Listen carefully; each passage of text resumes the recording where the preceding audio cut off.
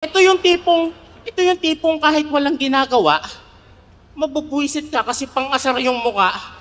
Masyadong annoying, tas galawan, sobrang OA. Bilugan yung muka, tas ang laki ng bibig at mata, parang nagsasalitang orange. Pag ganito yung mukha ng driver, kahit di mo ko ginit-get, tayo'y magro-road rage. Antipolo represent!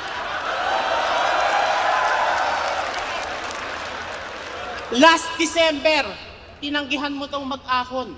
Talaga ba? Dapat tinanong mo si Ahon kung gusto ka niya. Ayaw ka talaga dalhin ni boss dito sa Luzon, kapatid. Natatakot lang si Enigma na baka pagpasok mo sa airport, dumura ka sa sahig. Ina mo, Enigma, na-late pa. Iniwan ng eroplano. Banta nga talaga to. Bugok! Yung TF mo, kulang pa sa pinambayad sa ribuk. Tumambay pa kasi sa parking lot. Tangina, napaka-bobo. Akala niya siguro, pag aalis na, tatawagin siya ng piloto. Ban! Tara na, Ban!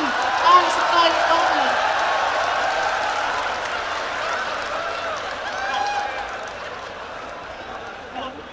Kala mo ganon?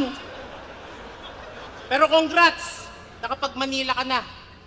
Sana maging memorable sa'yo to, Ban. Mamaya sa labasan, bugbugin na yan. Ipapasyal kita sa Kamaynilaan. Relax ka lang dyan. Papakainin ko to ng Diwata Pares para sumakit yung tiyan. Dadayo tayo sa tundo kung san mababait tambay sa daan. Matapos kang saksakin ng walang dahilan, nagsosorry naman. Magnanakaw tayo ng Shih Tzu sa subdivision. Yung aso ikaw magdala. Sabay tatawag ako ng barangay king ina ka. Pag tinanong kung kasama kita, sasabihin ko, hindi kita kilala. Ngayong mahal na araw, manonood tayo ng nagpepenitensya, pare ko. Sabay itutulak kita sa gitna para hampasin ka ng latigo. Pupunta din tayo sa Paseco, sa lugar ng mga adik. Tas iiwan kita sa iskinita para mapagkamalang kang asset. Habang ikay binubugbog, bibidyohan kita para may pang-reels ako. Congrats, magkaka-million views ka na ikaw ang dahilan tang ina mo. Hanggang magmakaawa kang umuwi na sa harapan ni Enigma. Anong mas wild kayo sa Cebu? Mali ka! Welcome sa gubat ng Manila.